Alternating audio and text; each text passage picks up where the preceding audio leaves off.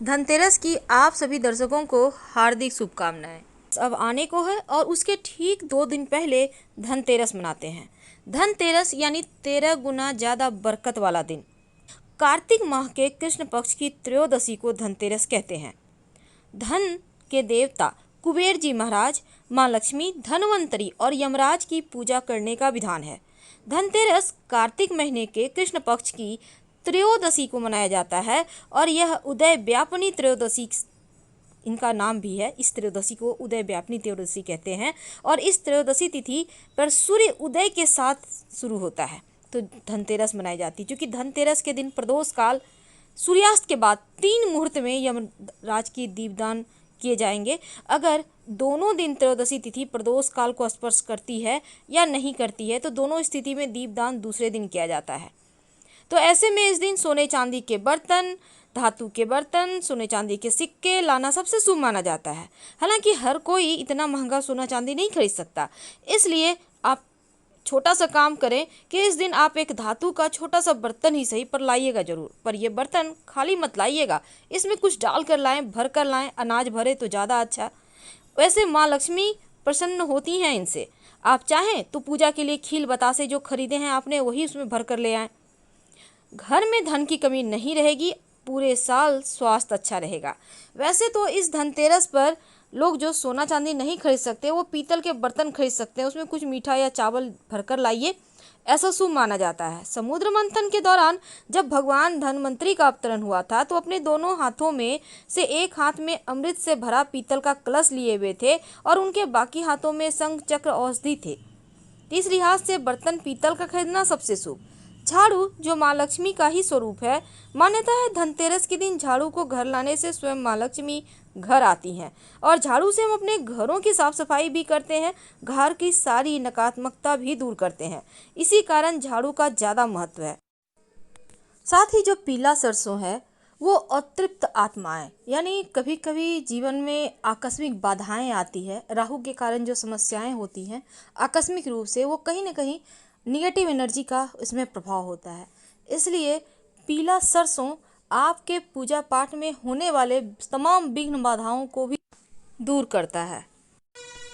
धनतेरस के दिन कुछ ऐसी चीज़ें हैं जो जरूर खरीदनी चाहिए और कुछ ऐसी वस्तुएं जो नहीं खरीदनी चाहिए। लेकिन माँ लक्ष्मी को क्या पसंद है जो आपको खरीदने से पूरे साल स्वास्थ्य अच्छा रहेगा, धन की मुश्किलें दूर होंगी और यहाँ तक कि रोजी रोजगार की समस्या भी समाप्त हो जाएगी। तो धनतेरस के दिन भगवान धनवंतरी समुद्र मंथन से दौरान हाथ में अमृत का कलश लेकर प्रकट हुए थे और धनवंतरी देव जो हैं वो देवताओं के वैद्य हैं।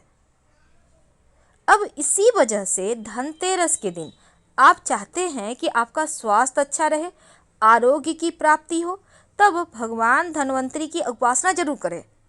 अगर आपके घर में तस्वीर नहीं है कुबेर जी महाराज का, धनवंतरी जी का, तो आप फोटो ला सकते हैं। नहीं तो आप अभी तो मैगजीन वगैरह में भी आपको मिल जाता है तो कट करके भी रख सकते हैं। ज़रूरी नहीं है कि आप खरीदें ही। हर किसी के अलग अलग तरीके की, हम पॉकेट का बात कर रहे हैं, क्योंकि हर किसी का पॉकेट ये अलाउ नहीं करता कि सब कुछ खरीद के ही रखा जाए। ठीक है, आप वैसा भी कर सकते हैं या सिर्फ प्रतीकात्मक रूप से भी आप पूजा कर सकते हैं। बस आप पूजा पाठ कर लीजिए उनके नाम से, ज़रूरी नहीं है कि उनकी मूर्ति तस्वीर ही लाया जाए। अब कुबेर भगवान जो हैं वो धन और संपन्नता के लिए उनकी पूजा होती है। तो सबसे पहली बात तो धनतेरस का त्यौहार जो है वो इस बार बहुत ही 3 दुर्लभ शुभ संयोग में आया है। भगवान धनवंतरी चूँकि इसी दिन समुद्र मंथन से प्रकट हुए हैं, कुबेर देव महाराज की भी पूजा होती है और माँ लक्ष्मी गणेश जी की भी पूजा होती है।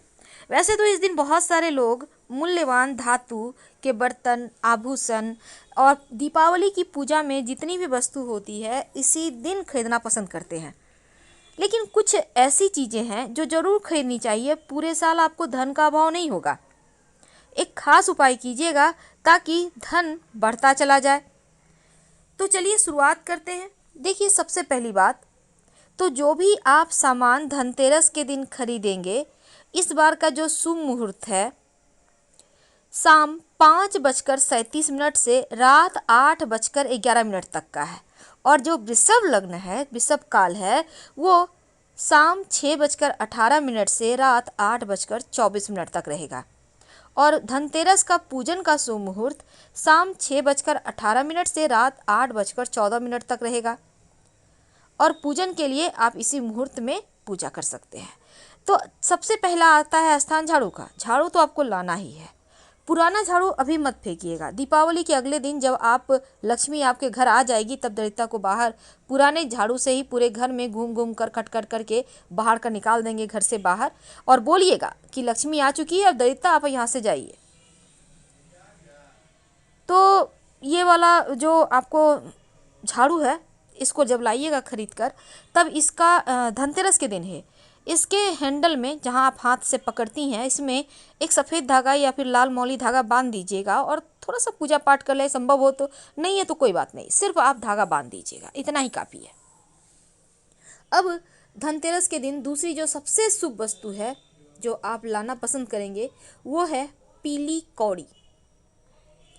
तो पीली कौड़ी अगर आप लेकर आते हैं तो पूरे साल घर में किसी चीज़ की कमी नहीं रहती। पीला कौड़ी को माँ लक्ष्मी का जो एक बहुत सबसे ज़्यादा पसंदीदा वस्तु माना गया है। पीला कौड़ी माँ लक्ष्मी को सबसे ज़्यादा पसंद है, इसलिए इसको लाकर आप इसको पूजा स्थान पर रखिए, पूजा पाठ कीजिए और फिर आप इसको सिंदूर में डालकर भी कौड़ी को अवस्थापित कर सकते हैं घर में, या फिर आप जो दिया जलाएंगे उसमें जो मुख्य दिया होगा उसमें दीपावली की रात में आप कौड़ी या गोमती चक्र जरूर डाल दीजिएगा। ये आपके पूरे साल के बरकत को बढ़ाएगा। तो गोमती चक्र जो सेहत और संपन्नता के लिए धनतेरस के दिन लाया जाता है, संभव हो तो 11 गोमती चक्र ही खरीदिएगा और धनतेरस पर गोमती चक्र को पीले वस्त्र में बांधकर अपने तिजोरी में या लॉकर में रख दें। अगर 11 ना हो तो 5 ही ले लें, 1 भी ले लें, या आप चाहें तो सिंदूर में की डिब्बी में आप इसको डालकर भी रख सकते हैं, बरकत बढ़ जाता है। तो धनिया के बीज खरीदने की भी परंपरा है और धनिया खरीदना सबसे ज़्यादा शुभ माना जाता है। वैसे तो धनिया को समृद्धि का प्रतीक माना जाता है और पूजा में माँ लक्ष्मी को धनिया का बीज जरूर अर्पित करना चाहिए। बाद में थोड़ा सा धनिया उठाकर अपनी तिजोरी में रखें और थोड़ा सा धनिया अपने घर के मिट्टी के गमले में बो दें।